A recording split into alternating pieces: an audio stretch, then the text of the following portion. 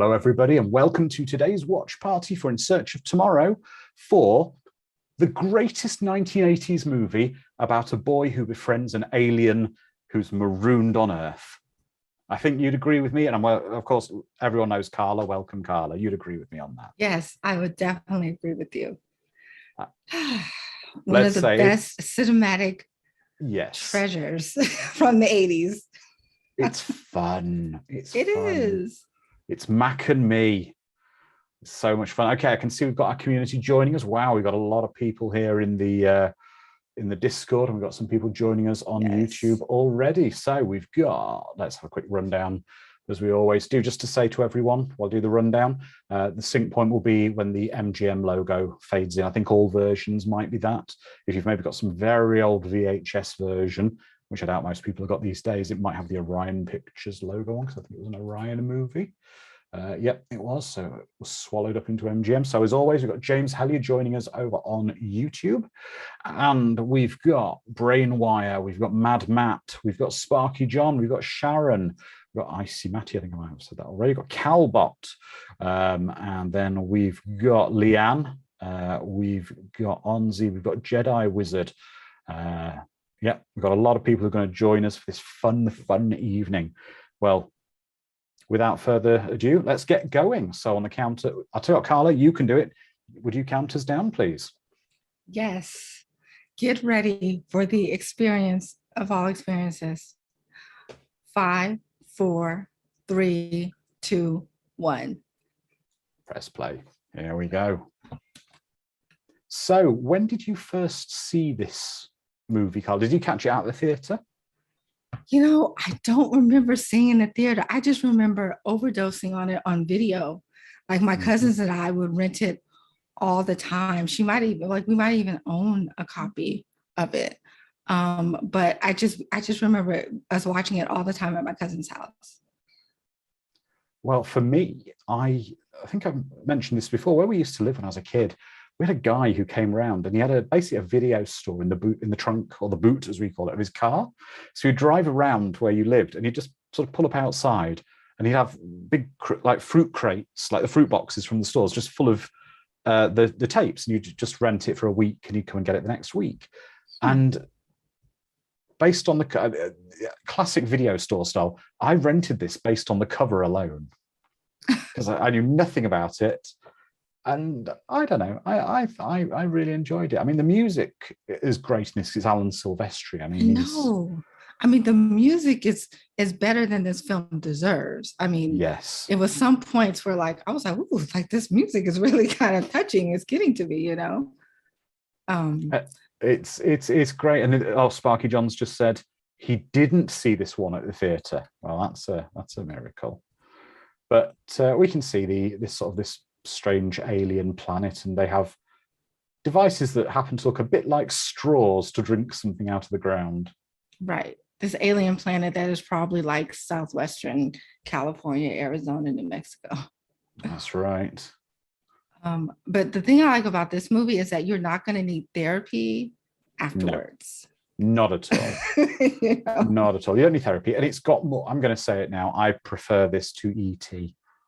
I think E.T. is, as you say, a bit depressing. I think it's a fine film, I guess. I think this is more enjoyable. Well, you know, the budget for Mac and Me was like almost 3 million more than E.T. Wow. Yeah, Mac and Me was 13 million. E.T. was like 10.5 million. Wow. So I think, you know, they were taking this film seriously. Like they were serious. They were like, we're going to make another ET for this next generation of kids, because their films are about 6 years apart. Well, we've got people saying in the chat, we've got Sharon saying, and now the plot thickens an American spacecraft. Of course, it would be NASA. And Onzi saying E.T. is sad, this is more family friendly. I'd say E.T. is a family movie, but I just think E.T.'s, it moves at a glacial pace. It's really slow movie. This moves, and this is, I guess for younger kids as well, this is possibly better. Right.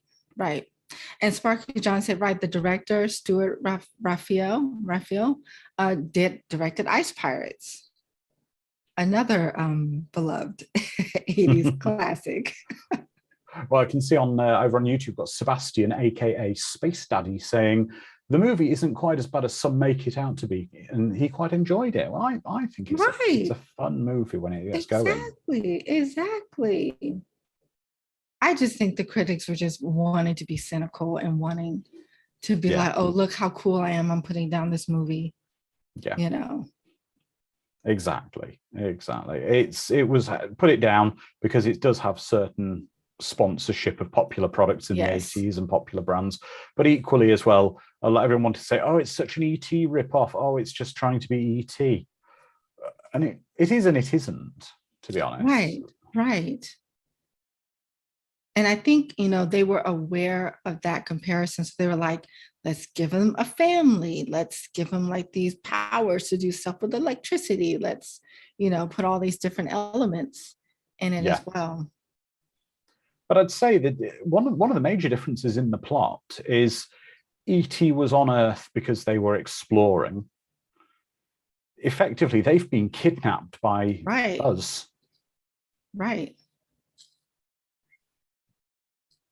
Again, I really enjoy the score to this. I think it's quite a nice. It really. Yeah. It's quite a nice sort of score. I just think it's got a decent opening. The effects are reasonable. It's giving me the explorers feel in terms of the special effects. It is a bit explorers kind of thing. Which is not a bad thing. No, it smacks of very 80s to me, and I think it's, as you say, it's a movie that people. I mean, we'll discuss this more as the movie goes on and we get toward the end. The effects are decent. I think that it's fashionable to hate on this for no real reason. Right. It's shot perfectly well. It's acted well. I think there's some bits that are funny in it, but and Onzi says the 80s songs in this movie are great. That's true. It's got a good soundtrack. I know. I'm going to have to try to find that soundtrack. Yeah, Sharon's saying sometimes they don't see or appreciate a movie for what it is. They compare to a predecessor or anything else in the same genre or plot line. Well, exactly. Yeah.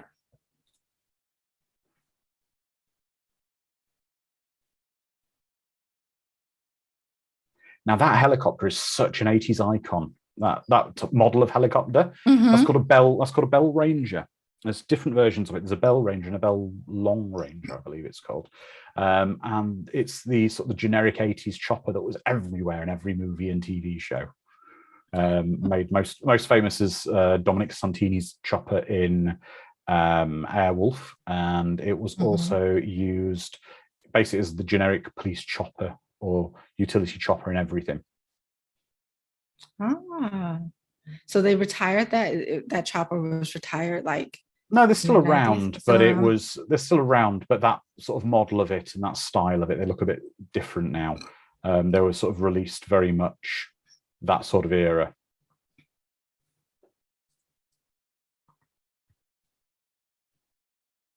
These NASA scientists, I swear they all look the same from this movie to Flight of the Navigator. Yeah. Like they do. They all look just generic. Put them in a lab coat. Right.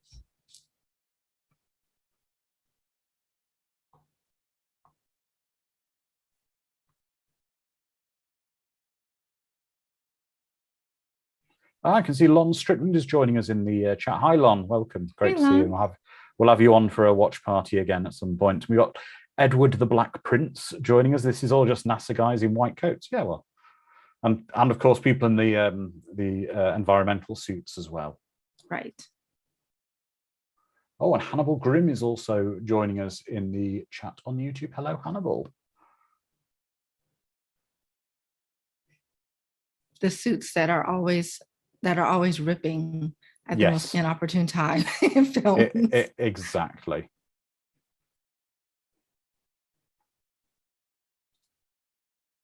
Oh no, something is.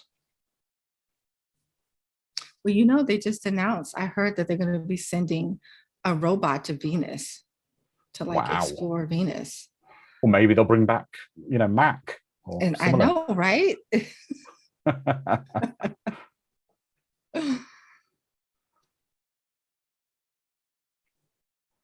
But again, what I will say is they're again the worst scientists ever in this movie. Yes. Their control procedures and everything seem to be shocking. That they're all just panicking because some aliens have come out of the thing. They don't have any security to hand. They don't seem to have any procedures for this. But again, maybe they're not planned for it. They only thought they were bringing back some samples of air and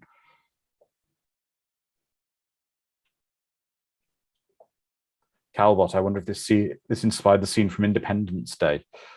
And I don't think so. I don't think it's quite as dark as Independence Day. Right. I can see why you would think that, where that's coming from, but yeah. But unfortunately, this family of aliens appear to be quite friendly and benign. They're not sort of choking people for telepathic control. Right. But I can also see we're joined as well by Big Empty Zero saying, "What's up, guys? Welcome." Well, now they're all running to the hangar. Now the security turn up, and the fire team are there as well.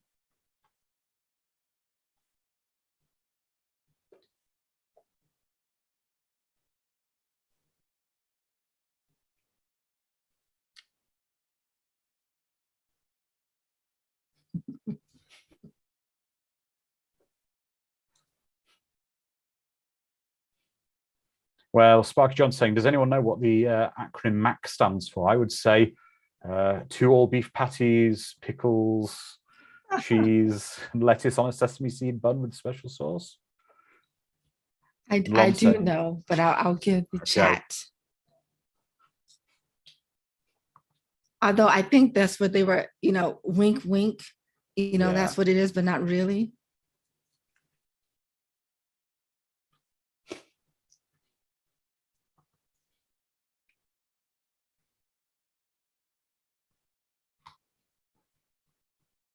Now this kid, where do you know him from?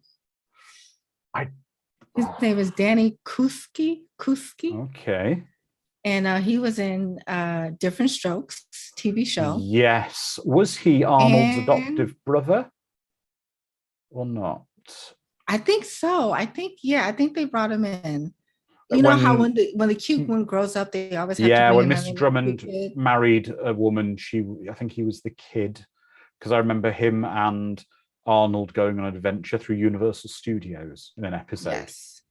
Now Lon Strickland got it. He said Terminator 2. Yes, he was in Terminator 2. He was a friend. Was he the kid by the ATM? Who helped him hack the ATM? Yep. Yeah, yeah. Was he also the kid then in Pet Sematary 2, whose head gets in the motorcycle with a scarf? I will have to have a check. Yeah, check that. I don't remember seeing a redhead in P2, Pet Sematary 2. It was a friend who died. We'll have a look. I'm sure the community will confirm this. No, that was a different kid according to Lon. So we've got the fantastic Christine Ebersol here as the mom. Yes. Who again is just another wonderful kind of 80s movie mom, basically. Mm-hmm. I think up to that point, I think one of her biggest roles was she was in Tootsie. That's right. And of course, she played Regina Rich in Richie Rich. Oh, yeah. Yeah.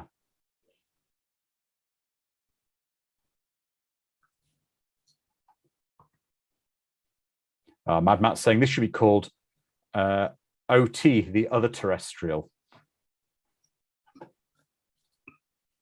He's got his Coke. Well, to answer Sparky John's question, MAC stands for Mysterious Alien Creature.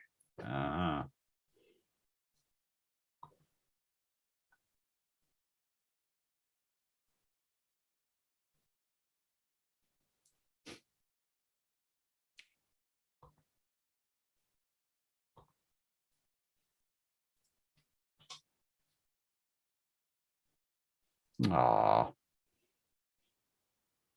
I think the puppets are quite decent in this, especially Mac. He's not bad for the budget at all. Right, right. Like I seriously, I was like, did they make little Mac dolls? Like I would have seriously gotten like a little Mac doll. I'd have had a Mac doll. This bit I always really upset me as a kid. We see them kind of struggling to survive in the desert. Yes. But you also can appreciate they care about each other. They're quite innocent and benign, really. Right. My thing is like, wait a second. You mean to tell me that they escaped NASA and our military and they're on foot? Yeah, you'd think NASA might have flown one of those choppers, you know, a few miles around the back of wherever they came out of. Oh my gosh. Sparky John just posted a photo of like little tiny like Mac and me little dolls or something. Bonzi wanting to know where do they get the rags from? Well, maybe they were blown around. I will say a lot of the deserts do have junk blowing around them because there's nothing to block the junk. Right.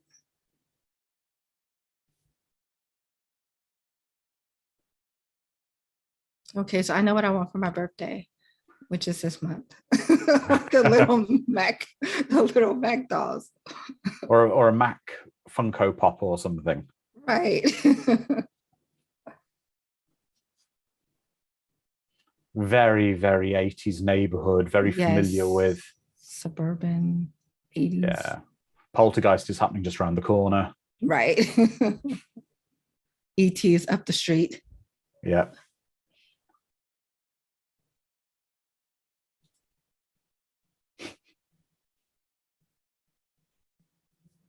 No, this is the young actor who plays Eric. This is his first film role. He did a really good job in this. Really good job. Jade Caligari, who is Calgary. Yeah, I mean, and he is actually a disabled actor. I mean, he didn't do many roles. He actually does have spina bifida in real life. However, he's never let it hold him back. He's been a wheelchair racer, which is, I think, kind of really cool when he was a kid. And he's now an artist and a photographer, which is great. And his personal motto is you shouldn't dwell on what you can't do, focus on what you can do. And the more you see what you can do, the more you come to realize there are no limitations in life. And I think that's a great... Definitely. And I know when this film was released, I think he testified in front of Congress. He was on the Geraldo Rivera show. He did a lot of speaking out about his condition and about, you know, being an actor and being taken for his talent and not really just for his disability. Yeah, I think it's great, and I think it's quite interesting framing it that it does have a disabled kid in it, but it isn't about the disabled kid in that way. Right, exactly. I'd like to know what the mom does for money, because she's got a very nice house for a single mom. Especially coming from Illinois to California. Yeah.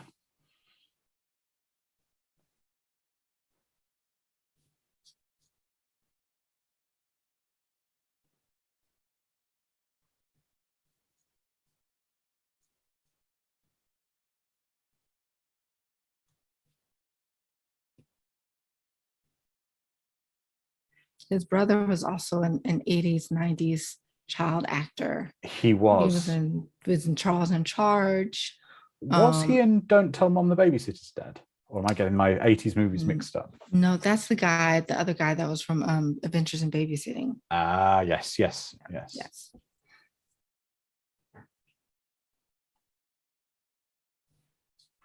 Sharon raises a good point. Did they ever comment on what happened to the dad? Is she divorced, or we just assume, or is she widowed, maybe? I'm going to go with she's widowed, and he had a lucrative life insurance policy. That's the story I'm going with too. Yeah. Because she doesn't seem like a bitter divorcee. No. More just like a struggling to like keep her family together and not have these crazy kids talk about an alien creature in the house. But they also don't seem to have any major financial problems either. Right. It's not like I've got to go and work 14 shifts in 12 diners tonight, that kind of thing. It's none of those tropes. So it's, Right. but then that's kind of refreshing as well, that possibly the mom isn't, for all we know, she's an executive at some company somewhere in Silicon Valley or something, for all we know.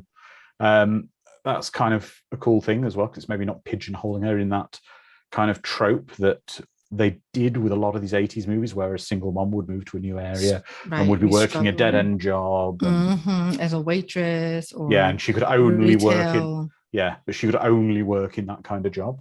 Right, right.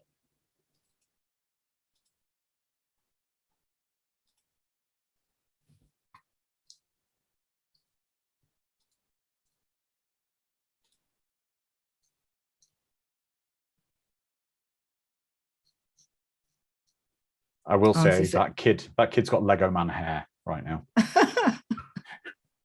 Honestly said, this is a they live scene with the sunglasses. Now you see them, now you don't.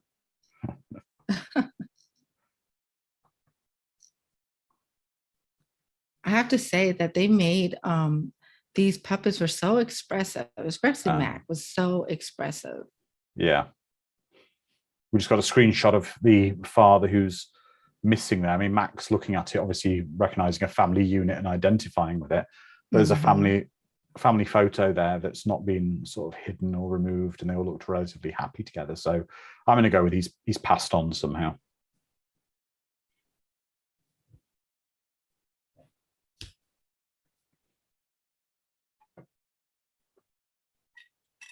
Sparky John posted that Kim Basinger and Angelica Houston were each offered the female lead role and both declined. Well, Kim Basinger played my stepmother as an alien, so I'm sure she was like, that's enough. Angelica Houston. No, I think the casting was perfect. I think so as well. I mean, if not for the actress they got, it would have to be like Dee Wallace or someone. It needs that kind of mom, but she'd be too close to ET, wouldn't she? Yeah. God, that's crazy. That's snorkels, or on the TV it's snorkels, something like that. I'm sure. Snorks. Thanks, Calbot. Snorks. That's it. And I'm not saying this movie is having an effect on me at the moment, but I do have a bottle of Diet Coke here, so.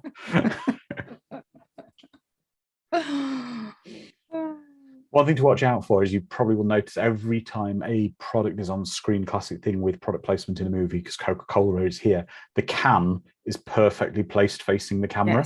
Yes. We read Coca-Cola Classic. Yes. Well, it might have been really bad if this movie had been set sort of 4 years earlier or something, when New Coke was in, because all the aliens might not have liked drinking it and died. That would have taken a dark turn, wouldn't it? Yes.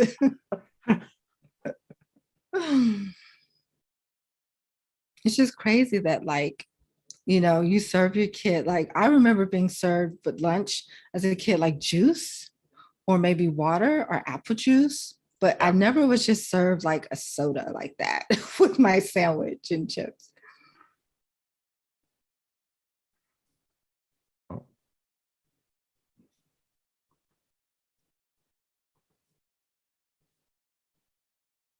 This is where my mom would go crazy about.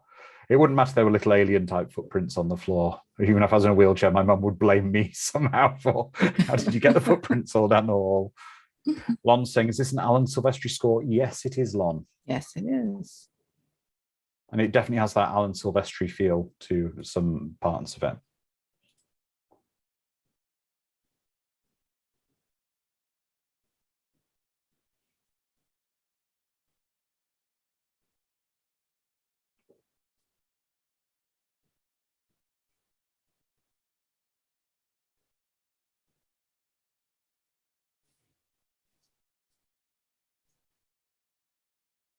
A lot of smashed stuff already in the house. Mm-hmm.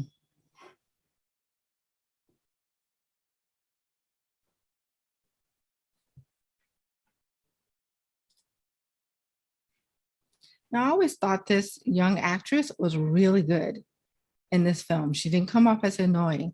And when I looked her up on IMDb, she only had like 3 other roles Wow. One before this and like two after this, total of 4 roles, and then she just stopped acting. I'm like, probably a smart thing to get her out of Hollywood, Yeah. but she was good in this film. She's got her supersized otter pop there. Yes. Must be some. Now her sister is 80s, 80s, 80s. She played in some of my most favorite 80s films.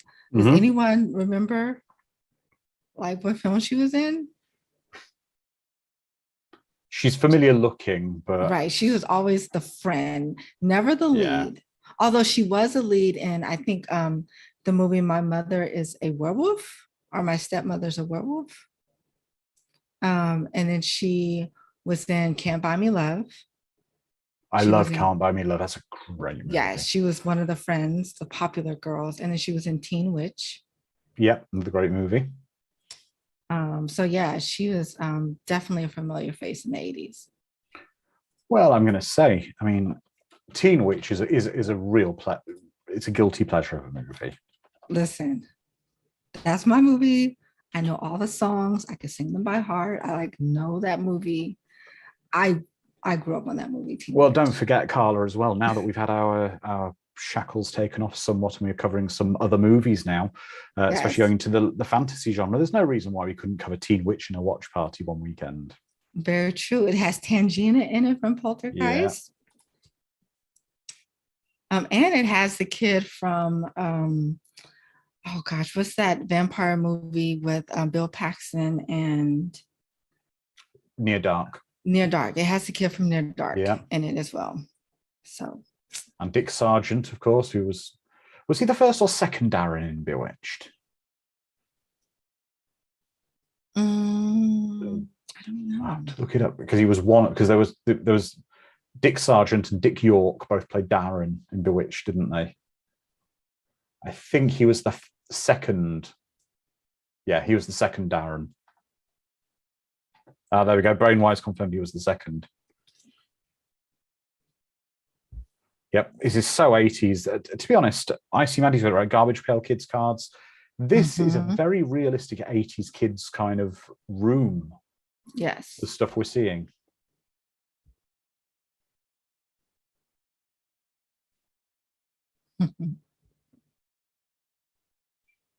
I didn't have wallpaper that color growing up, but I actually had a bed that had that pattern on it, that kind of 80s check pattern on the frame of the bed.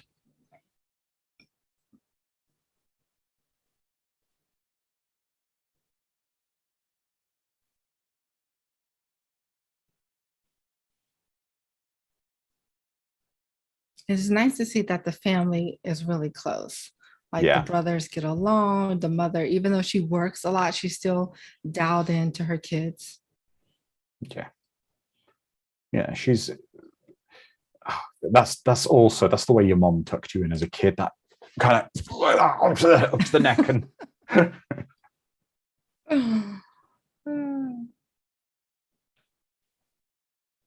oh, Sparky John's saying, oh, look, another product placement of candy on the side. Well, I don't know. Everyone likes Skittles.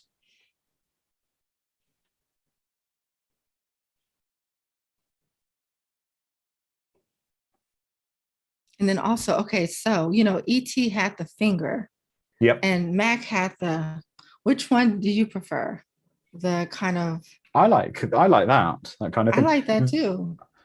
I don't know why. I get also, this scene gives me an American Tail vibe from the Somewhere Out There scene where they're singing to each other, wishing, and he's crying because he wants his family. He knows his family is somewhere near. They can kind of hear each other. That's right, American Tail. That's another one that, whew. Yeah. Everyone loves Fievel.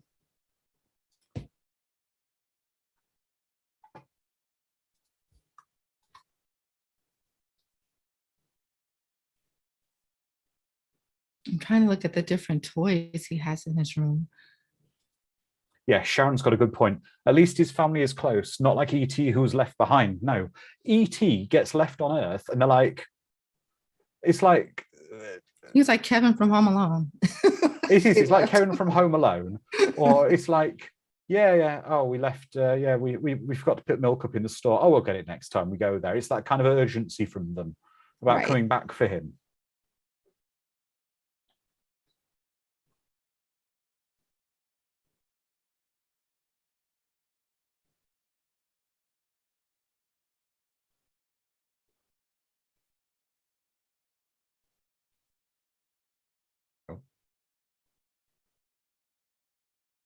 Again, as the chatter keeps saying about the Alan Silvestri score, it's such a great score, and you just keep hearing the.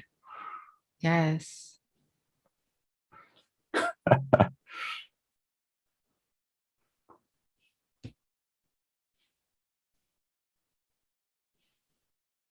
Wow.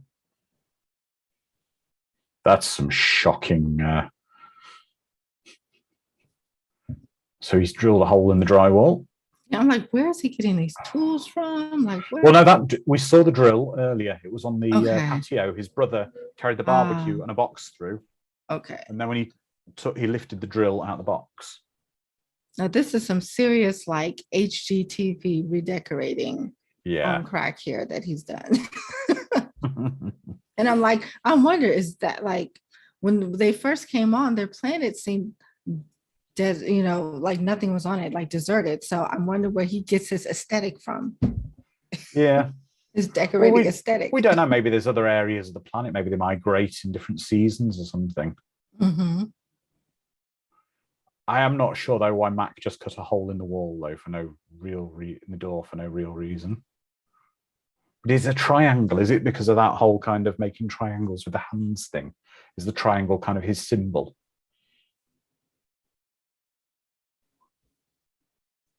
Yeah, I'd have words if I was the mom. I'd be like, wow.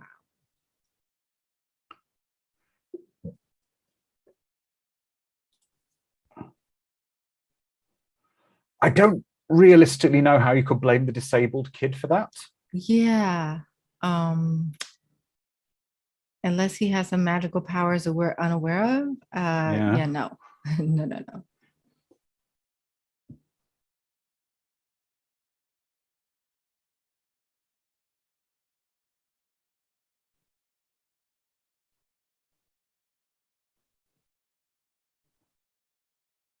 Also, you would have imagined that there'd be quite a bit of noise with all that happening. Mm-hmm. Yes, Mad Max, you're right. You are right there, though. E.T., they were botanists in E.T. Oh, okay. And that's what they were there. They were collecting plants. Calbot says, at least it isn't a mud model of Devil's Tower. That's true. Sharon's saying, is he trying to be found at this point? Not really low key if you redecorate him. Now, I think this is the scene that Paul Rudd said coming up that he shows every time he's on Conan. The sad thing is, as funny as this scene is, I bet this has unfortunately happened, not exactly like this, but this kind of stuff has probably happened to unfortunate people in wheelchairs at some point. Right. And actually, the kid was in the wheelchair going down.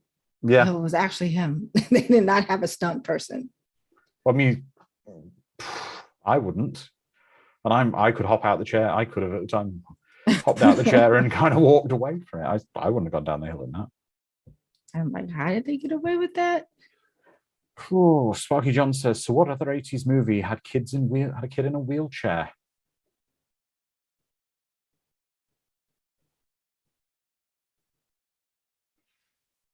Oh. And there goes the dummy. Yep.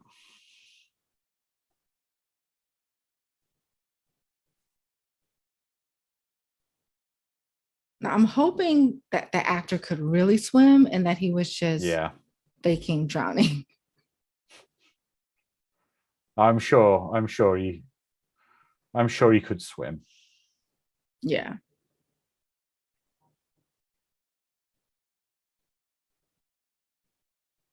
I love how that girl's like, I'm not getting wet in the water. I'm just going to yell for help. I'm not going to jump in the water and try to save him. Yeah. Also, the mom, I would say So you haven't got a fence or something at the bottom of the garden for by the steep end of the garden that drops into, I don't know, this river or whatever it is.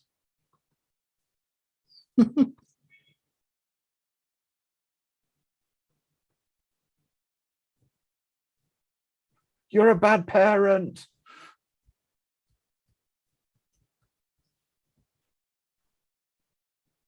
I can't believe he did this. But that your kid tried to kill himself, basically. Oh, this is peak 80s. You've got a kid driving around in a Bigfoot little little electric toy car. Did you ever have one of those toy cars? I No, never had one. No, I bought one though for my well, she's 13 now, but when she was about 4 or 5, I bought a little Mercedes one for my niece to drive around, and she loved it. The best thing about it was also a radio controlled car, so it had 2 modes, so the kid could drive it themselves, or you as the adult had a radio controlled car control. You could drive around with them in it. It was good. Yeah. It was as much fun as having a giant radio control car for me as it was for her to ride around in it.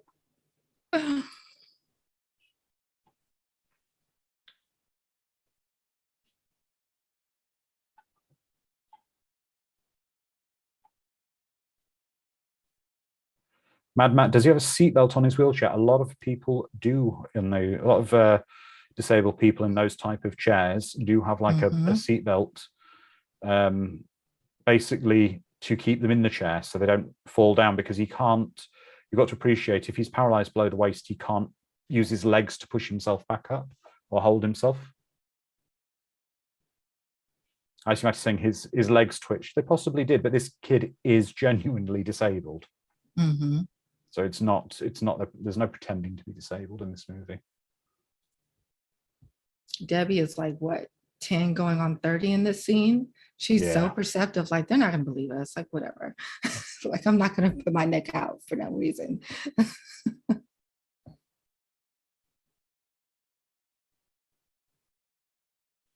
Okay.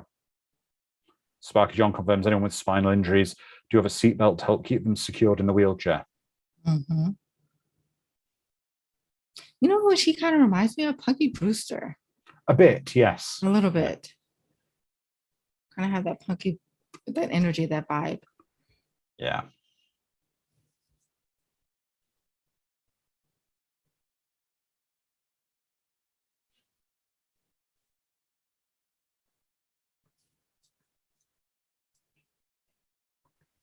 They do have the nicest neighbors, though.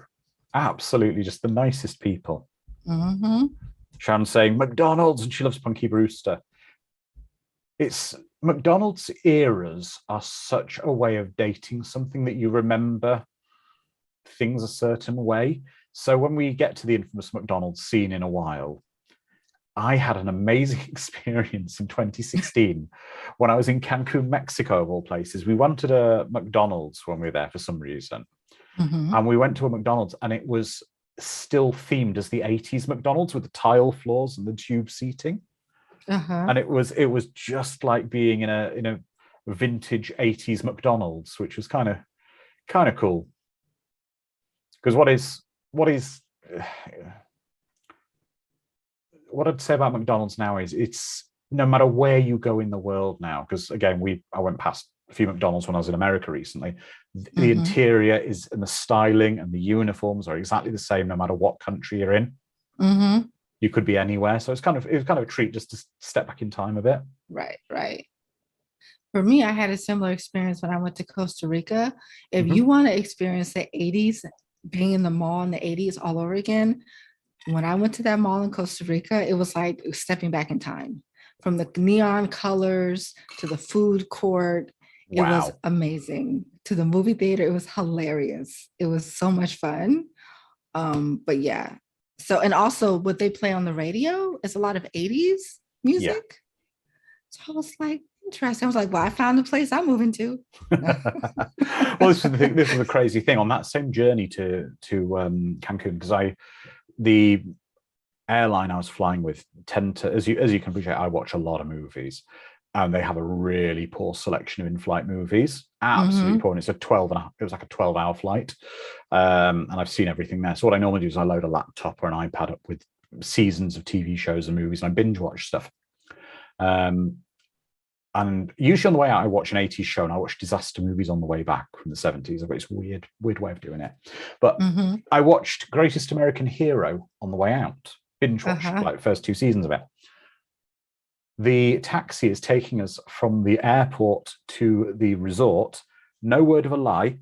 The local radio plays "I'm Walking on Air," believe it or not. Oh my gosh. I believe it. I absolutely believe it. It was just crazy. I was like, and I was trying to explain to my wife, I was going, it's just a song on the radio. I'm going, yeah, I've just watched this show for, how obscure is it for me to be watching this show for about 12 hours and now the theme song's playing on the radio? Oh, Lon, now that's a good question. If they had made a straight up McDonald's movie starring Ronald and the Hamburglar, would you have seen it? It would have been animated, probably like Care Bears, the movie, and I probably would as a kid.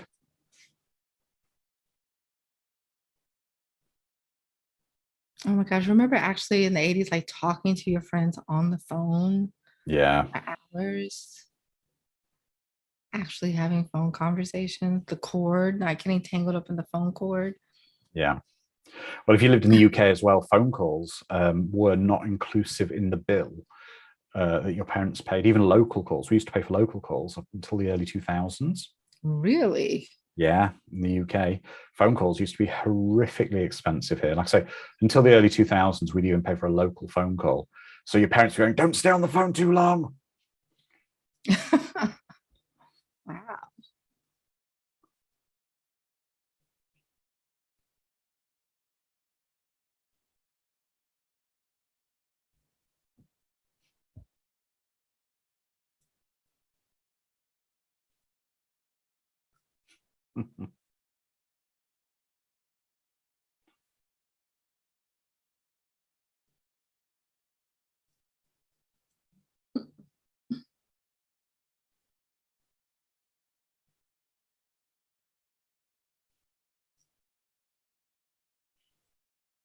It's a bit Ghostbusters, that, isn't it? Strapping the vacuum cleaner to your back.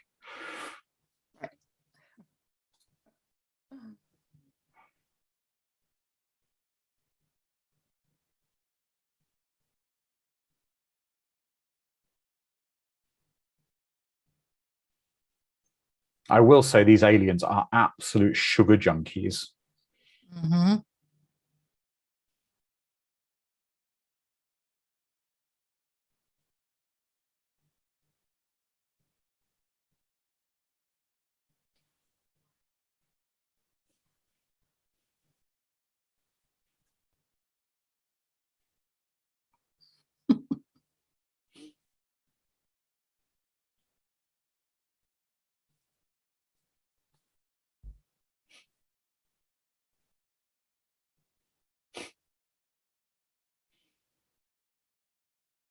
During this scene, my mom was all upset. She was like, "Oh no, they're gonna hurt him. They're gonna hurt him." I'm like, "Mom's gonna be okay. He's gonna be okay, Mom." Well, the other thing as well is that these aliens must be incredibly kind of light or something, because my vacuum cleaner is pretty decent, but it would probably just jam if I try sucking an alien up in it. It seems the pipe does get clogged up reasonably, and you have to, either switch it off and pull things out or poke a stick up it or something.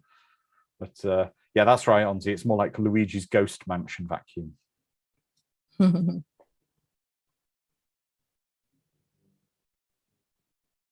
Now I can't remember in ET, how did the kids actually like their first kind of interaction full on with ET?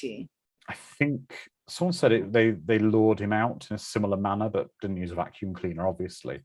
Right. I seem to recall it was something along those lines.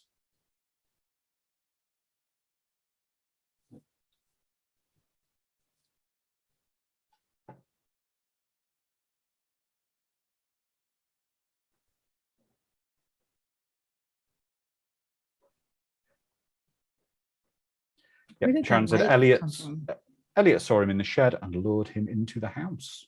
Okay.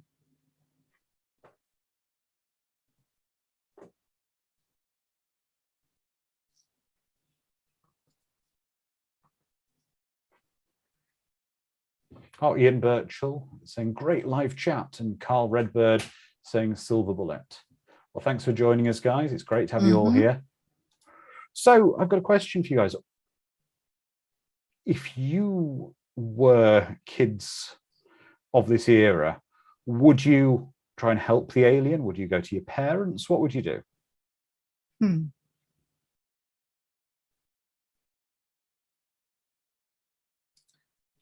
You know, it's so funny because even though growing up, I had a similar, like a really good relationship with my parents. I don't know. I just feel like when you're a kid, you feel like you're like in your own world of I think kid so. with kid politics and kid stuff. And you don't even think to go to your parents. It's like, this is our issue, our problem. Like we got to try to figure out, solve it, you know? Yeah. So I would have tried to help him. Yeah. For sure.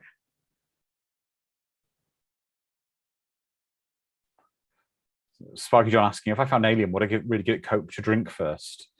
Well, I think my mum would be asking, where have all the cans of Coke gone? They go through a lot of Coke in this house.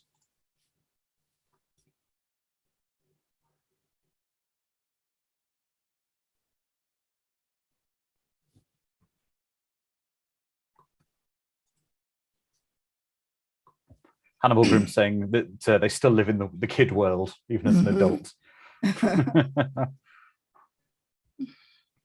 Onzi says, what if it's offered and it prefers Pepsi, or if it prefers Pepsi, it can starve? No, for me, that's Dr. Pepper. I never understood Dr. Pepper. I don't get like Dr. Pepper either. It tastes like, what's it called? We have a cough medicine over here called Benylin, and it tastes very similar to that. The other thing I don't understand is the American obsession with root beer. I can't stand root beer. I love root beer. Yeah, there's a British ointment you can get, like if you get a cut or something, you put it on. It's like an antiseptic ointment.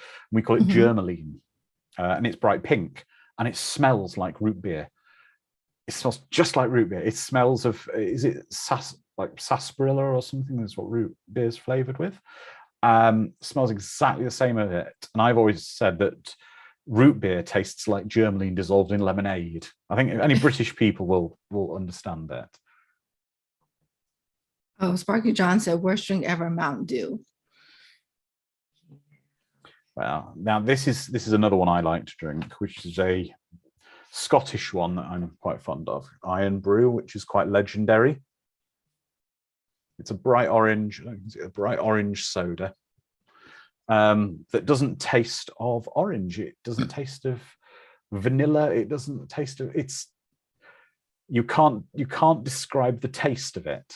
It's quite strange. There we go. Now I see Mac doing something quite nice for him.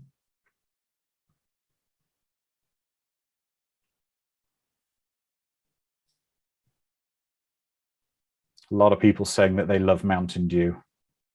Really? You know, I think I could only drink Mountain Dew if I'm like really hot or tired, like I've been running or doing something. And I just need the sugar.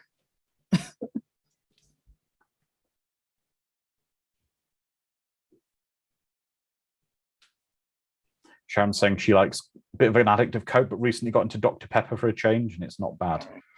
No. God bless you, Sharon. Really. Because I couldn't do it. My wife's a big fan of Dr. Pepper and Mountain Dew.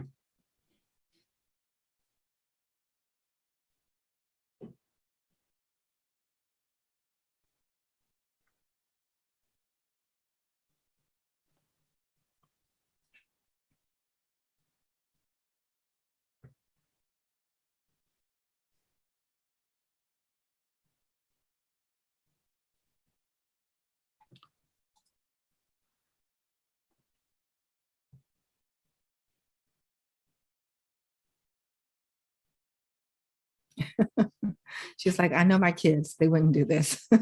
Yeah.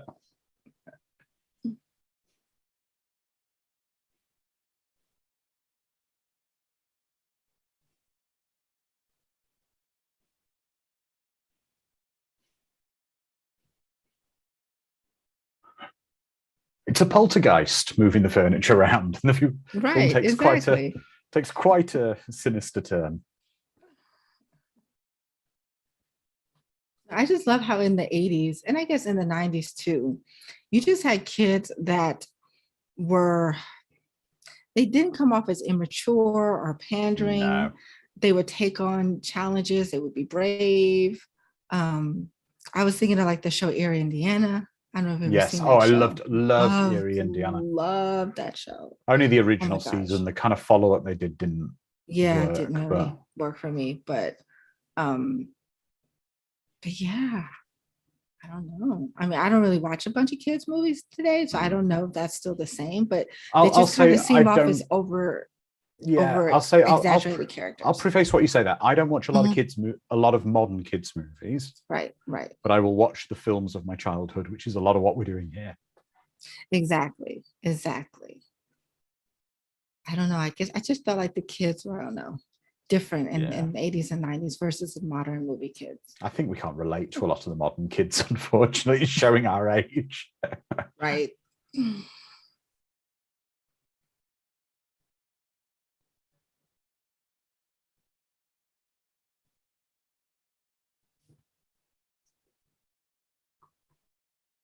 Onzi's asking if I ever tried Mellow Yellow. Yes, I did. I have tried Mellow Yellow. I didn't like it very much. Now, is it? There was a drink they sold in the UK for a while.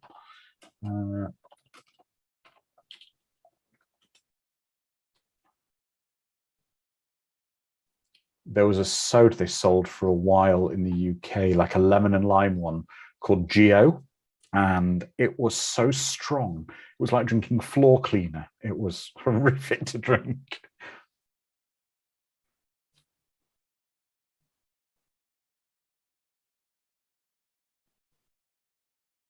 Yeah, someone's getting a bum deal on that with the going jogging with the mom.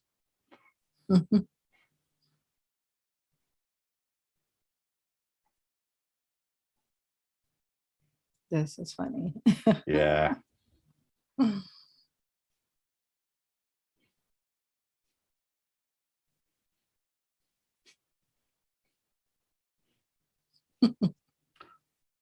Wow, Edward. Oh, he might have. Wow. I think Edward has got the comment of the night and he might have blown our minds. The hand signs are just upside down McDonald's arches.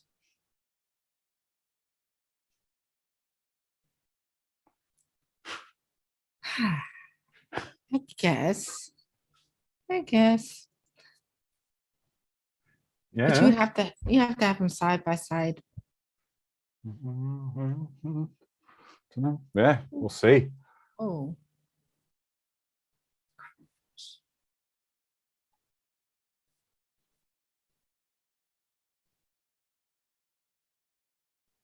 I'm like, does no one put their dogs on a leash in this neighborhood? I guess Is this not. a crazy dog neighborhood? The owners are just not knowing where their dogs are.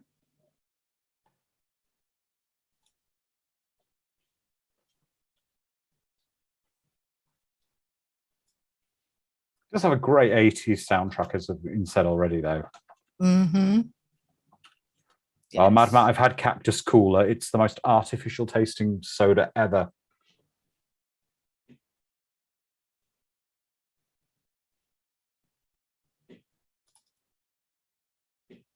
So there's no full-on like Jane Fonda aerobic scene, but there No. is like a workout scene because this is the 80s. Yeah, it's going to be an 80s montage of some description. Right, exactly. With the 80s band, although I never wore a band like that in the 80s. No. Mm-mm. Well, he's sweating more than her in the wheelchair.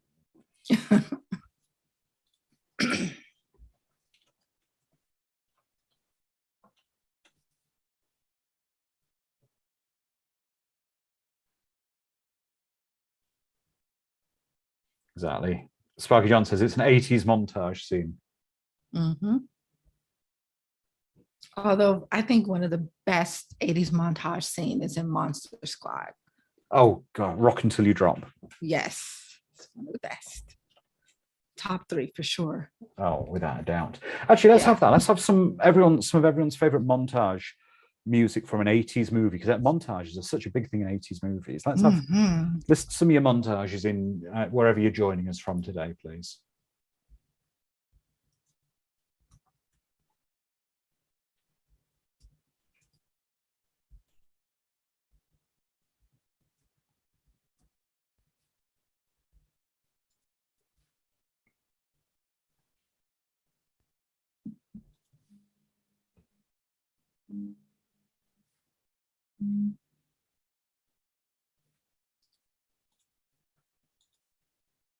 Ansi said Rocky IV montage training scenes. Oh, Rocky IV, yes, without a doubt.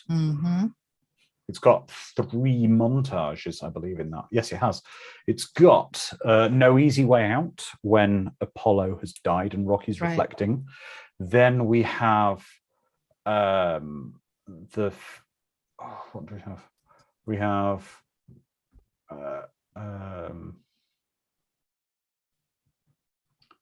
Hearts on Fire. We have Training montage, and then we have Hearts on Fire. So you have the 3 montages in Rocky IV. Sparky Johnson, Footloose and Top Gun. I love Footloose. Breakfast Club is a great. Yeah, that's a good one. Yep. Exactly. Now, here's a question. This is not related to an 80s sci-fi film or others at all. But everyone here obviously has seen Dirty Dancing and enjoys Dirty Dancing. Great montage in Dirty Dancing is the Hungry Eyes montage. Yes. But they're dancing in time to Hungry Eyes. How can they be?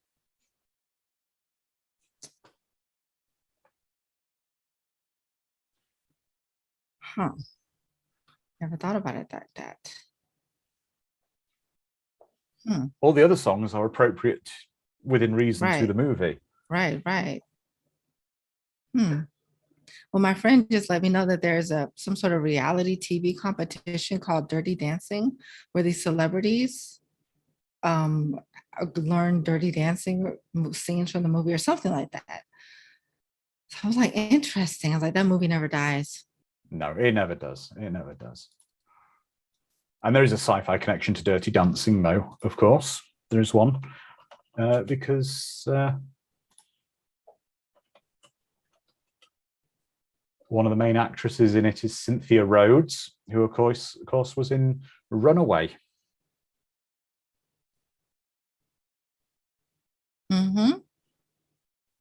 Yes, Penny. Yeah.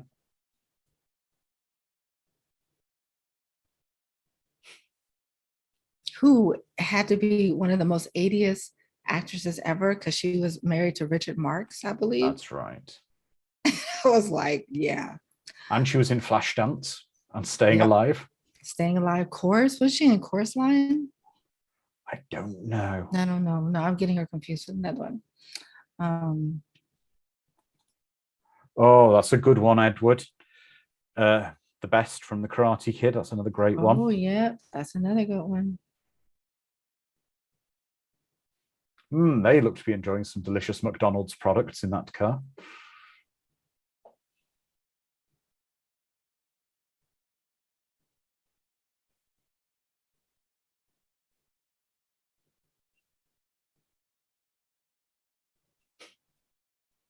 Well, the thing is like, people rag on this film for the product placement.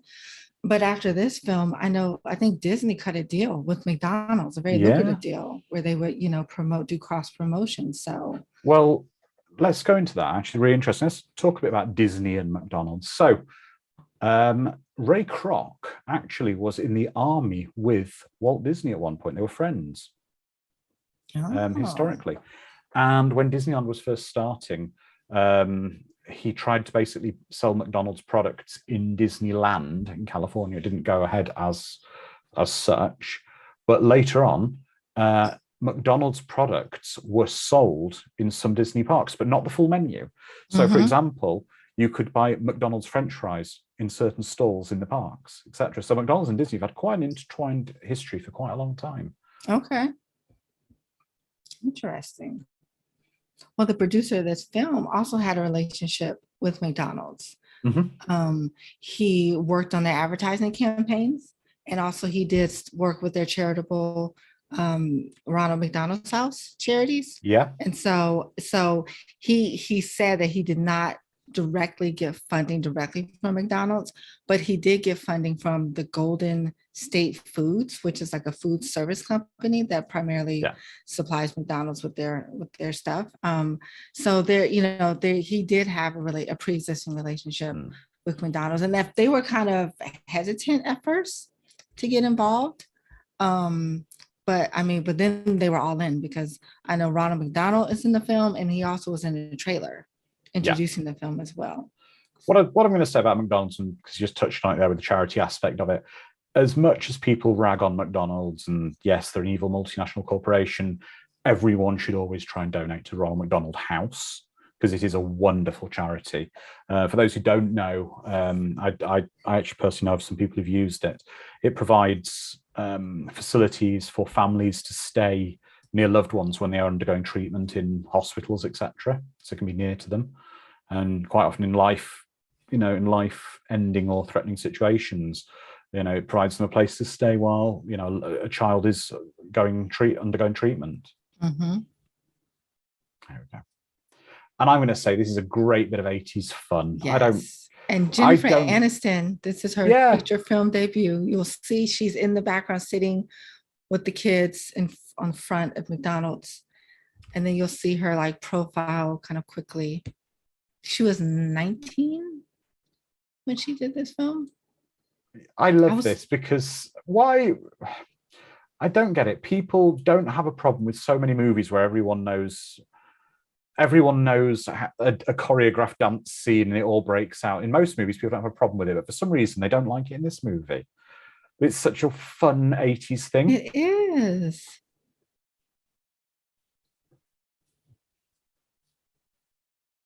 And this was a real McDonald's restaurant. It was primarily used for the advertising campaigns and the film commercials, but it was fully functional. But no real customers were ever there. It was a fully functional McDonald's. Yes, I've seen this McDonald's actually on some videos on YouTube. It's basically, it's a McDonald's, as you say, used for commercials. It's like a fully functional, kitted out store, just never used for. Mm-hmm.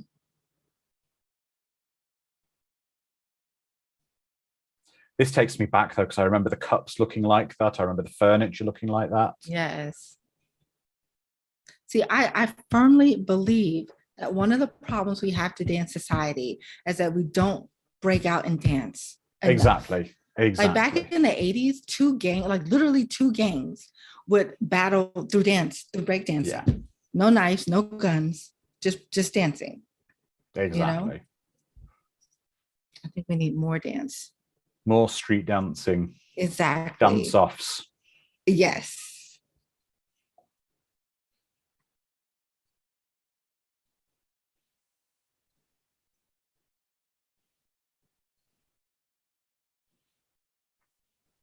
Hey, look, everyone's just happy and breaking out and choreographed dancing. And I am surprised though that McDonald's did tolerate people dancing on the chairs. They even have a football team. That's cool. I can go with that. I just think from a corporate point of view, there was someone dancing on a high chair. Right. That I'm amazed at. Oh, he's not now. He's come down now. They told him get off the chair.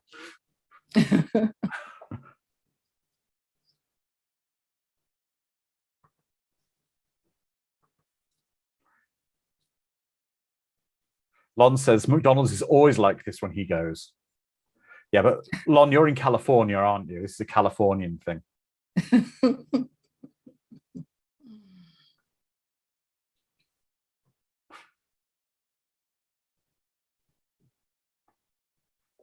I just love the bit with Mac in a second.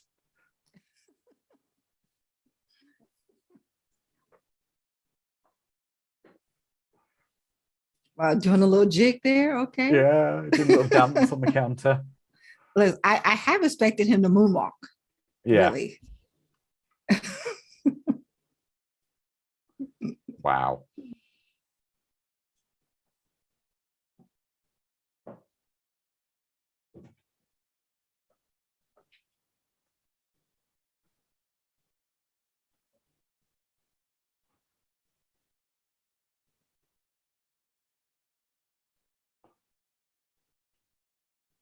I'd be up for dancing in my 80s McDonald's like this.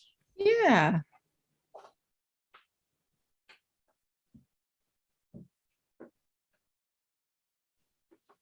Oh, we just saw the classic fried apple pies that they no longer do that are hotter than the center of the sun. Oh my gosh. Those fried apple pies. Oh, Yeah. love those. Yeah.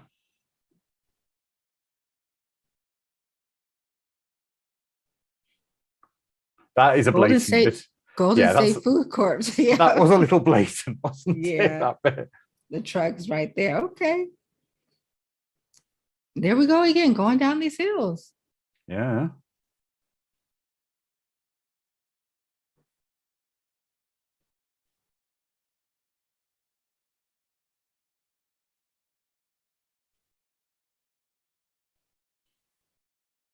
Now the ET thing might be a bit blatant if the wheelchair suddenly started flying.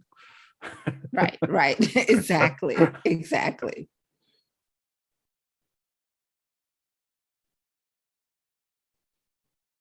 Those guys, do you know how, for me, do you know how possibly precarious it is to run full speed down a hill? Yes. Like once your moment.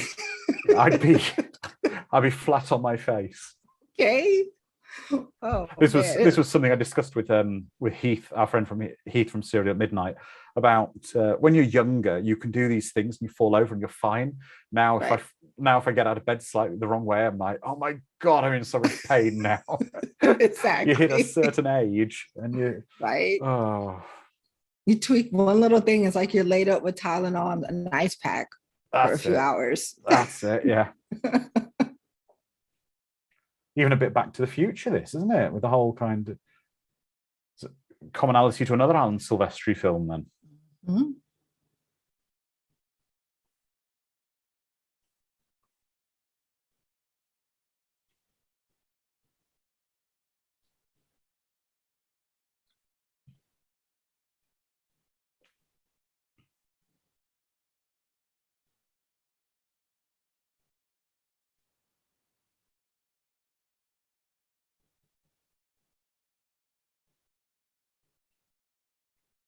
They're talking about the apple pies in McDonald's. Yeah, they used to be deep fried. They're now baked.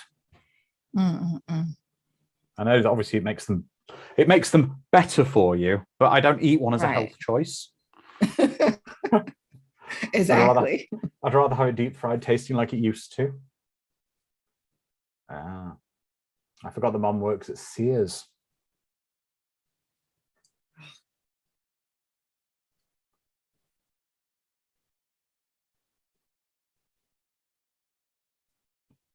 So Sharon's asking, was this movie made as a direct reference to E.T.? It seems too coincidental.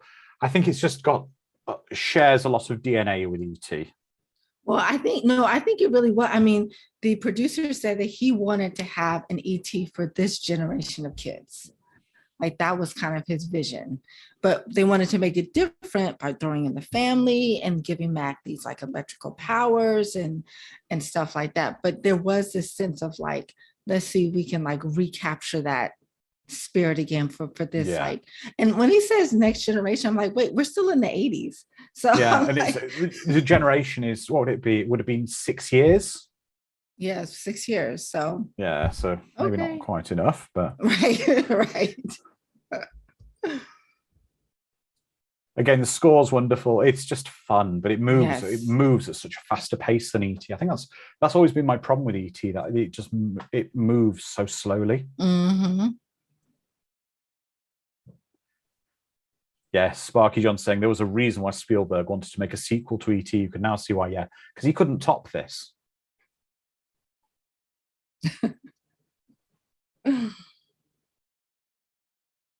No, I'd be the same if you offered me. If I was a child of the 80s and you offered me water when I was used to drinking Coca-Cola. You're going back to the McDonald's reference now. It's like, again, I know this from my young niece now. If you take a child to McDonald's now and they have a Happy Meal, they have a choice between French fries and a fruit bag. Right. It's like, and they can have water or soda. And it's like, yeah, do you really need me to dignify that with a response? You know, I have a confession to make. In my previous workplace of employment, I took part and those sort of policies. Because Wow. I worked for childhood obesity prevention, and Mhm. I did stuff with the CDC and with the White House, and yeah, and my specific responsibility, the one that I kind of pioneered, was promoting drinking water, safe drinking water, instead Okay. of sugary beverages. So guilty as charged. Oh, I've got another montage. Great bit of music. Go. Yes. What type of van is that? It's a Volkswagen. It's a version of like a Volkswagen camper from the 80s or Oh, wow. transporter. Wow, do they even make that? They don't sell like a Carnation brand ice cream. Do they even make that anymore? Oh, Carnation. Oh my God, it was so good.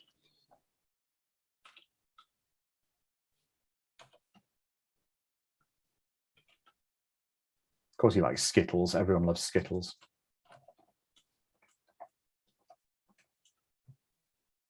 They stopped my favorite type of Skittles in the UK that they did for a short while. They did yogurt covered ones, Mm-hmm. and they've stopped them. That's interesting. Like white yogurt covered. Oh, white yogurt. Okay. Because I was like, there's already a lot of sugar and sweetness with the colored Skittles. Yeah.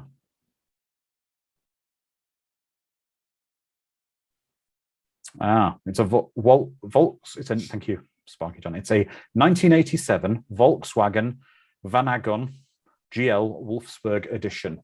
Mm. Now you see Which something. Oh, go ahead. I was going to say, you can imagine that would be a suitable Yes. kind of an accessible vehicle for him to be using. Yeah. Oh. Now all the clues are starting to make sense. This is giving me M. Night Shyamalan. What I never know how to pronounce his name. M. M. Night Night Shyamalan. Shyamalan. Yeah. Yeah. Would like replace the clues, the Yep. straws. I didn't understand why the horses are chasing the van. But then we saw the dogs chasing Mac driving the car. It's like the animals are attracted to him. Oh, okay. Got it. I just think that's a really cool shot where you got the horses It galloping is. by the van. Yes. Yeah. Money shot.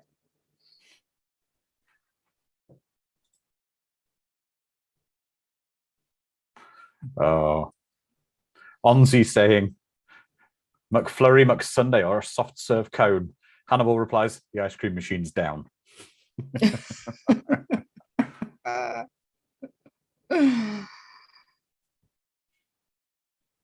Actually, one of my friends growing up worked in a local McDonald's. McDonald's here didn't used to be 24 hours at most locations. It used to close at sort of 11 p.m. or midnight.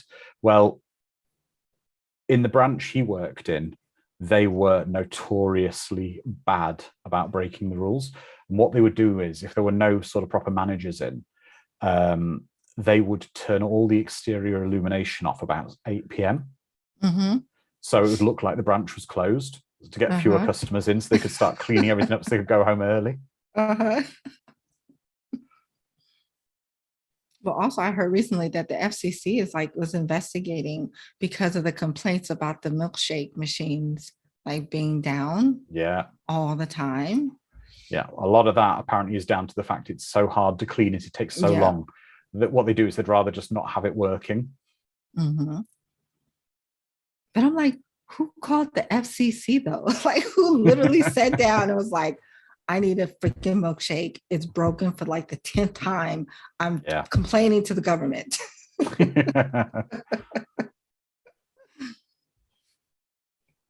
I mean, there is something about McDonald's milkshake. They are very generic and they're all right, but they're not like a proper milkshake.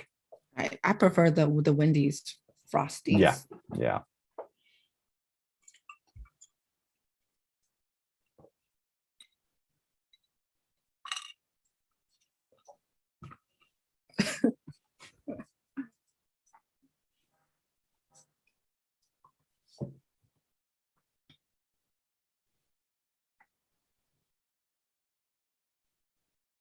God, this is giving me Lost Boys. Yeah. Feel to it. it's a better looking film than it has any right to be. Mm-hmm. It's shot really well. It's lit Very great. well. The location shooting is great. The score. I think people are unduly harsh on this movie. Mm-hmm. And she's got the most understanding McDonald's manager ever. During her shift, she can just bail and go off in the van.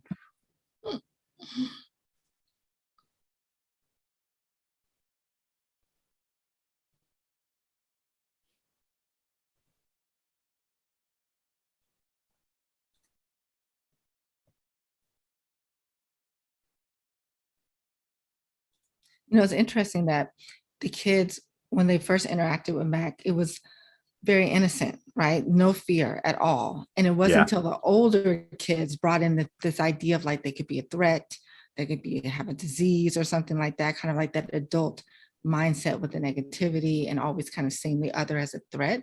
Whereas kids, you're just like, let's play, like let's have fun. Let's you don't have that perspective or mindset. But that takes you back to the whole reasoning behind it. And it was a very popular thing. And let's say, if this was made now with modern kids, would they be as trusting? Because our kids now more jaded. Back then, it was why we had such strong messages of stranger danger and don't talk to strangers and don't do this, don't do that. Because I guess kids were maybe more naive, more trusting, and more accepting because they didn't have the influences of the internet and social media and all the other stuff to kind of pollute them. Mm-hmm.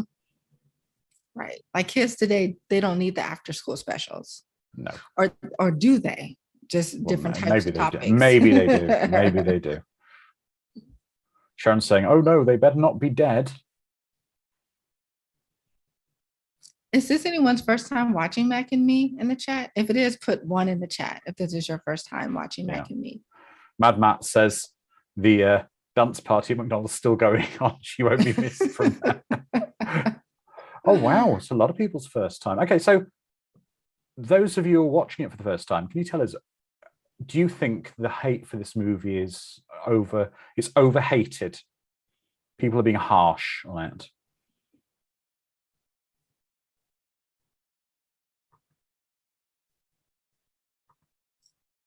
Did he just say, come on, Eric, to his brother in the wheelchair to wheel his chair over the railway sleepers and over the dirt? Come on, hurry up. Sharon's saying she likes it better than E.T. and the critics are overly harsh. 100% agree with you. Mm-hmm.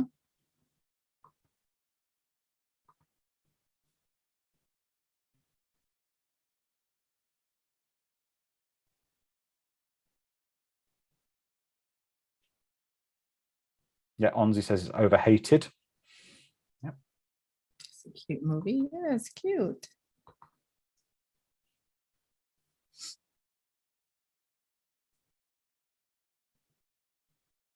That's hilarious with the Coke. So funny.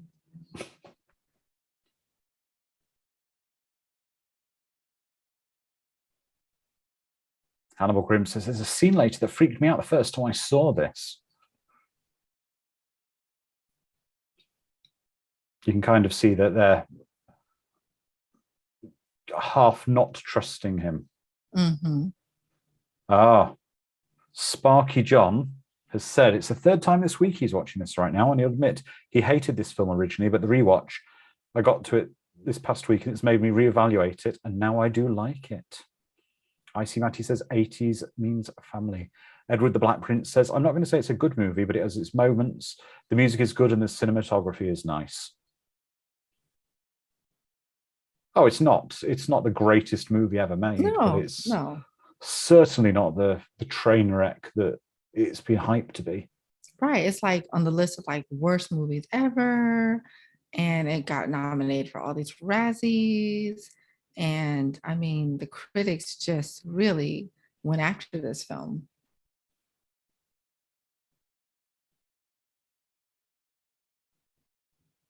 And it still, for the most part, it still holds up. Like I'm looking at the family, the puppetry, the animatronics with the face, like It's very, I mean, it's very solid. The practical effects are very solid. Oh, I see. Matty says it's better than Extra. Oh. No comment. You got to work with Dom, so no comment. Jedi Wizard says it's not bad. The product placement is definitely blatant, but the score and filmmaking is very good given what they are to with. The product placement is quite blatant, but it was a big 80s thing. I think that's the thing. McDonald's and Coca-Cola were, for me, they're one of the things that make it for me because they are such an 80s iconic brand. Yeah, and a lot of films use product placement. They were just really upfront about theirs. Yeah. Really upfront. Like, hey, I could respect that. Yeah. Sparky John says the major problem was the time with McDonald's and Coke that upset a lot of people at the time. Also, a lot of people still hold ET in high opinion. Like I say, ET. I don't want to be in that van being driven like that on that dirt road. He's really going for it.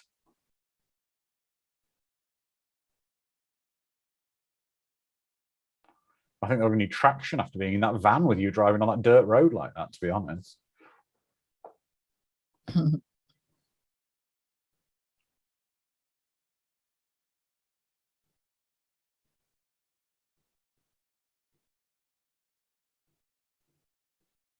I have to be honest, as a kid, I wasn't really a fan of the adult Max. No. They kind of did creep me out.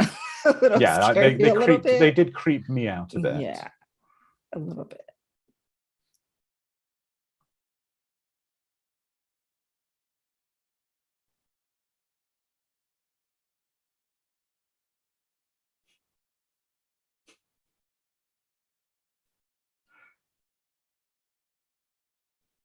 Yeah, Mad Matt, exactly. Coca-Cola is so prevalent in real life that the product placement doesn't seem out of place.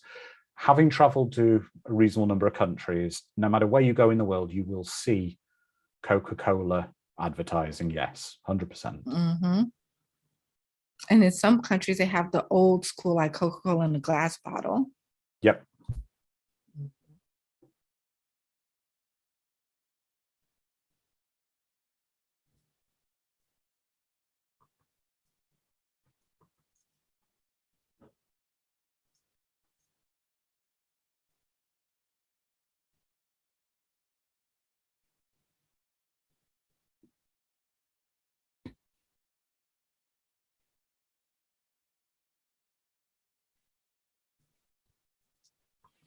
Now, are you allowed to pump your own gas in California? This was something that really kind of blew my mind about America, that in certain states, you're not allowed to, it's illegal to pump your own gas. Oregon is one of them. Yeah. In the UK, we have no attendant gas stations where someone puts the gas in for you. No full service. Nope. Yeah, New Jersey's another one, Hannibal. Yep. That's one way to preserve someone's job. Yeah. Yep. Sharon, in certain states, it's illegal to pump your own gas, and they claim it's for safety reasons. I kind of would argue if you're driving a car, you should at least be able to pump your own gas because it's not that complicated. Lon's confirming you are allowed to pump your own gas in California. Now, listen, I would have loved if this scene, if they would have walked into a Walmart, because yes, you've seen stranger things than these aliens at a Walmart. Okay. They would not have been the weirdest things in a branch of Walmart. Not at all.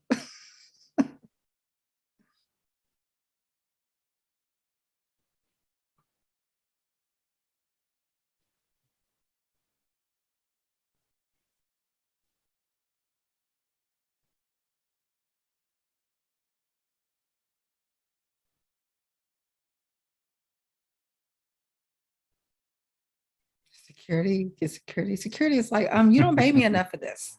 Like, this is above my pay grade. I'm amazed they allowed that. You can kind of see Pepsi fridges in this movie.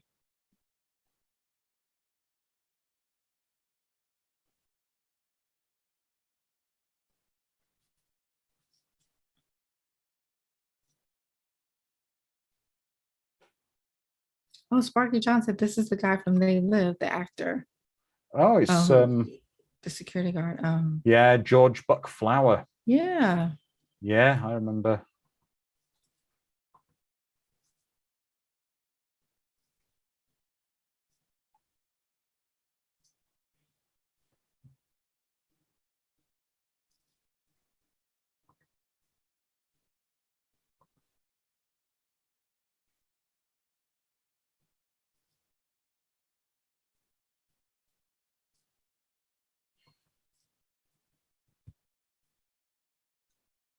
Wow. This is seriously blowing out of all proportion right now. Right. And what's interesting is, they have two different endings or scenes for this film.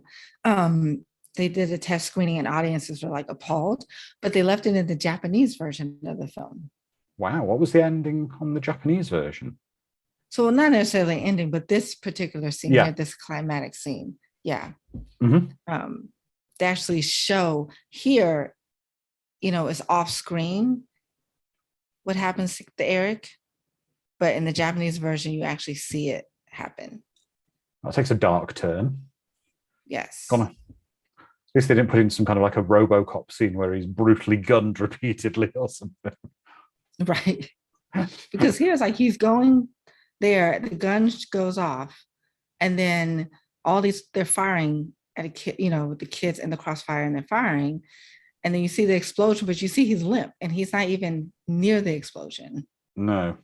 But he's limp in the wheelchair. So in the Japanese version, they actually show him getting shot.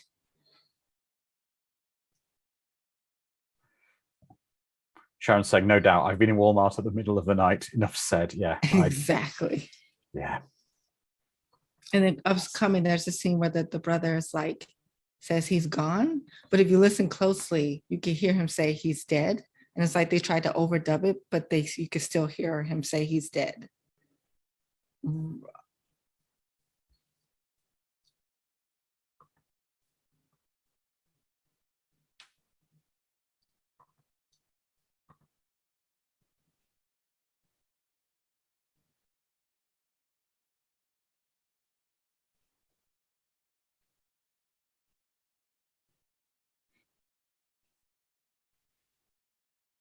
Even in my closed caption, it says he's gone, he's dead.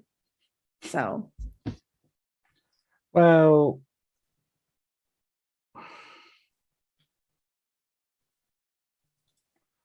now the mom's flying. No, yeah, the mom's in the NASA helicopter, obviously.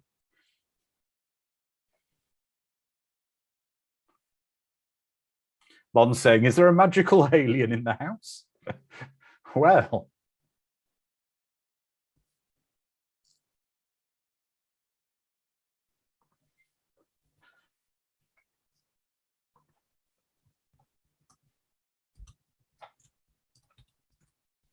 The guy from Wishmaster was one of the cops. Andrew Divoff, yes.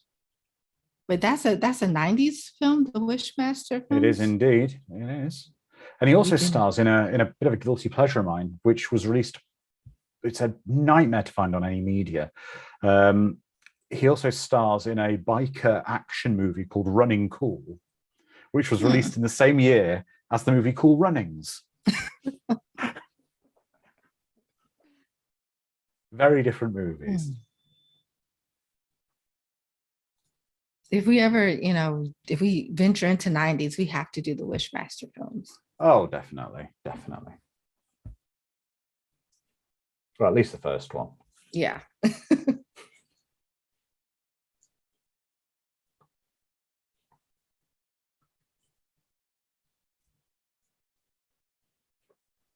So are they inferring that the Mac, we'll call them the Macs, that's probably the best way to describe the family.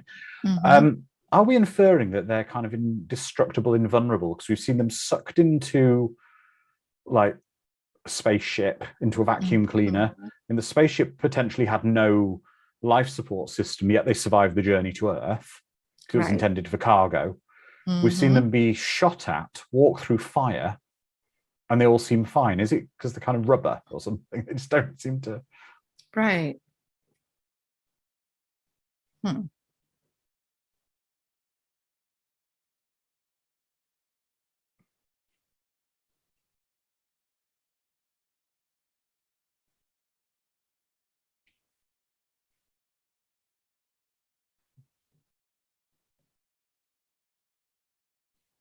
I suppose if your son's dead, you're probably willing to let the strange aliens have a go at doing anything they want within reason. Yeah.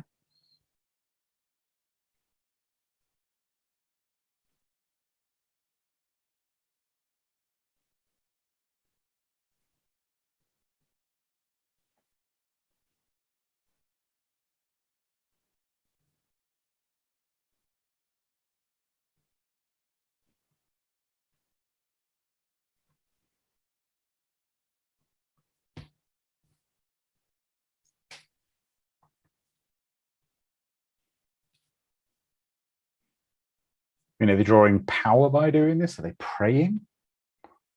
I don't know. It's some sort of a like maybe life force type energy, yeah, because they tend to have electrical things. And the body is basically is one huge battery, right? that's Like right. Yeah. the heart, so Oh, yeah. I will say, at least they didn't do the thing of a magic tear bringing him back to life. shade.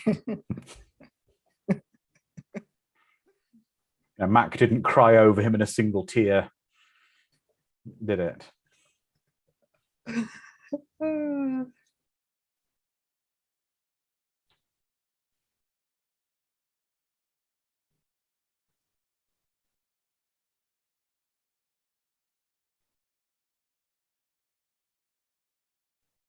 I mean, imagine if they could bring people back to life. Wouldn't there be like a flock of people at their door? Like just, like Yeah.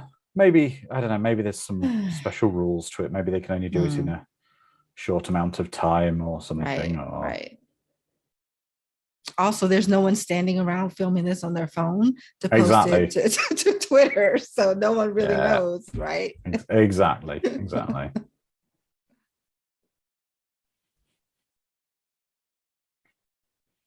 Yeah.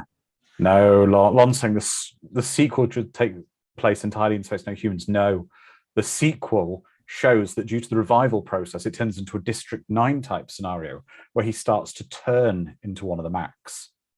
Oh, so dark. Through a body horror kind of transformation. My gosh. Scenario. Oh, Lord.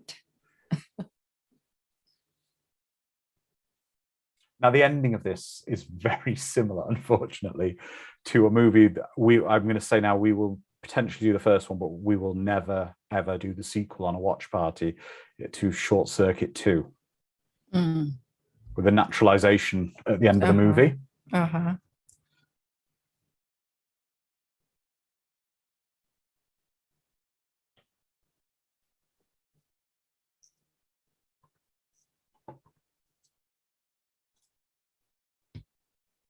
Oh, there we go. Sparky Johns said the same thing about Short Circuit 2.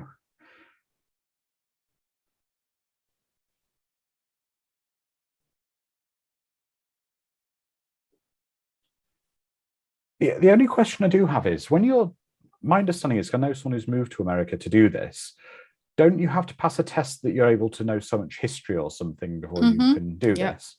Yeah. Well, are they just waiving the fact, or can they now communicate with them properly? I know, like, can they read and understand our history books? And oh my gosh, he has a Make It Kids t-shirt on. That I just okay. Yeah, I know, right? And do they really understand? I don't know. Well, seem to be. Do they even understand that concept of God? Okay, I'm getting way too deep. This is just back at me. It is just reel it back. Yeah. Reel it back.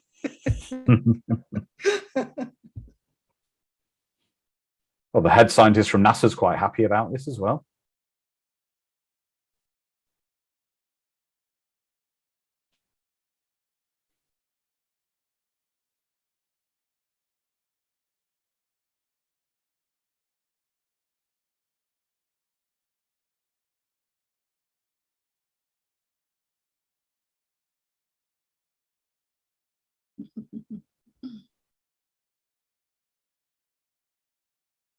I mean, they seem quite friendly and affectionate, the aliens, but I don't really think you can have much communication with them. And this worries me.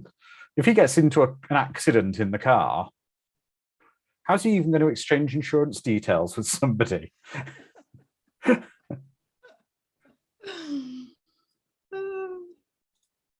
a nice car. How did he afford that car? What's going on?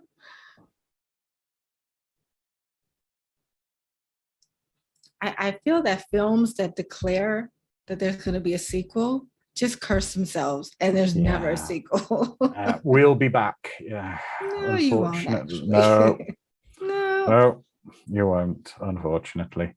Yay! There we go. Well, that was Mac and Me. That's a lot of fun. That was. Yes. It goes by quite nicely. It's a pleasant movie. So let's see what the audience thinks. So if this is your first time seeing it, or if it's a rewatch for you, we've not seen it for a long time, does it deserve the hate? Was it as terrible as you thought? I don't think so.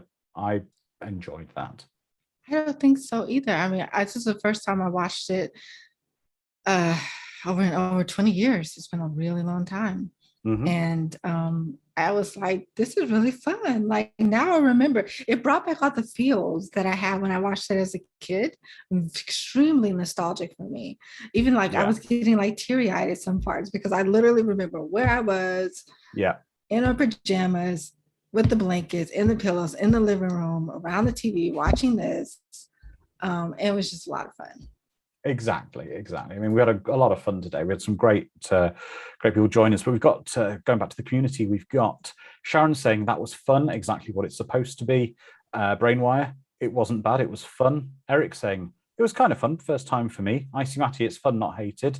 Calbot, the hate is well deserved. It was terrible, yet it was also weirdly fun, so I'm conflicted. Yeah, but that's what we do with these movies. Sometimes they're not the greatest movie, but you'll find a bit of fun somewhere within them.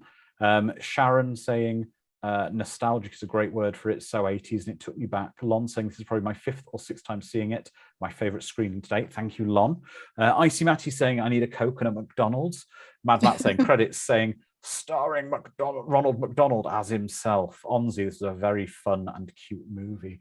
That's been a lot of fun. It's been a lot of fun. And to answer Sparkly John, my mom absolutely loved it. I asked her if she had to choose between E.T. and Mac and Me, like what would she choose?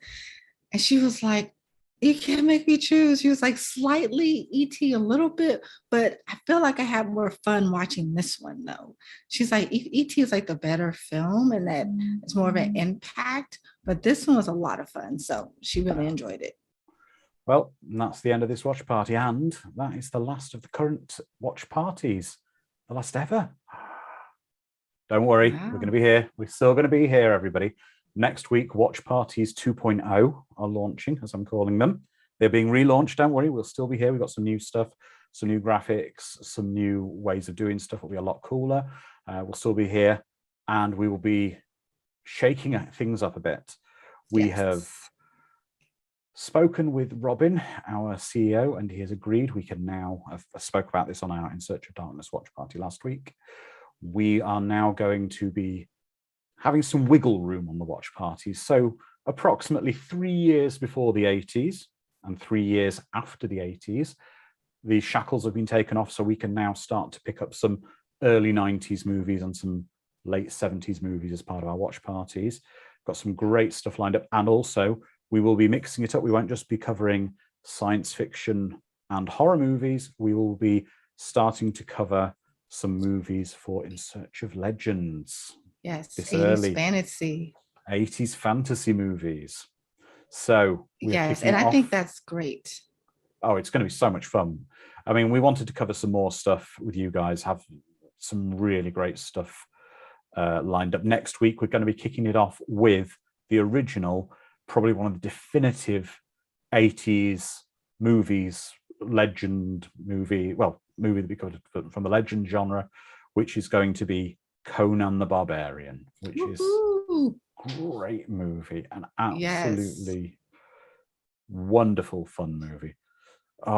Eric saying still can't host hardware for a watch party. Well, we cover what we can. We've got some amazing stuff lined up for you this year. Right. And also, you know, I think the kind of expanding into the late 70s and early 90s, it makes sense because a lot of those films still has that 80s aesthetic and that 80s feel to it. Yeah, and it's exciting. There's some really good gems kind of in that time frame that we're going to be expanding. So Hannibal Grimm, I'll say not this year, but it will be done for that one, which is Jurassic Park. When at some point Jurassic Park will be covered, but I don't really want to tell you too much of what we've got lined up, but we've got some really fun stuff on our schedule. But if you've got any requests, please let us know. Anything you'd like to see. And also this year, Andrew, isn't this like the 40th anniversary of a lot of films? Yes. A lot of good films that came out in 82. A lot of movies. We covered some in the last. I will say now we are doing the Summer of Popcorn Part 2. The movies are already scheduled for that as well. So we're going to have another blockbuster summer of watch parties. We've got some great stuff. And, we've got a lot of people going to be joining us. You're welcome to always come back as a guest. Anyone can join us as a guest. If you're a community member and you feel that you would like to join us on a watch party, actually on camera, let us know. We'd love to have you join us. It's your community. So let us know. Have a good time. And it'll just be a lot of fun. I mean, that's where Sparky John's joined us. We've had Onzi join us. Sharon's joined us. And Sharon, I haven't forgotten. We will be doing that Arachnophobia watch party. God bless you, Sharon, because I couldn't do it. Got so many people. Icy Matty. Any indie. Maybe. My camera's gone blurry. I do apologize. Let me see if I can just sort that out. Let me just 2 seconds. Let me put that back. There we go. Any Indiana Jones? Yes, there is. There's going to be some Indiana Jones this year, because how can we do fantasy without some Indiana Jones? So it's going to be amazing. So everyone, stay safe. Yes. Be kind to each other. And we'll have a great time seeing you all next week for our first fantasy movie, which will be Conan the Barbarian. Bye-bye. Thanks, everyone. Had a good time today.